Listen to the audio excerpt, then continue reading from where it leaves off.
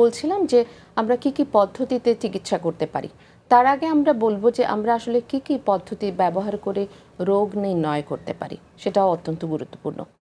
একটি পদ্ধতি হচ্ছে যে আমরা প্রথমে রোগীর চোখ রেটিনাটা দেখতে পারি। এটা সাংঘাতিক অ্যামেজিং একটা ব্যাপার যে আমরা চোখের ভিতরের রেটিনার রক্তনালীগুলি দেখতে পারি, এবং সেটার জন্য আমরা একটা জিনিস বা বলা যায় যে এটা আমাদের ইনস্ট্রুমেন্ট ব্যবহার করি, সেটাকে বলে হচ্ছে অফথলমোস্কোপ।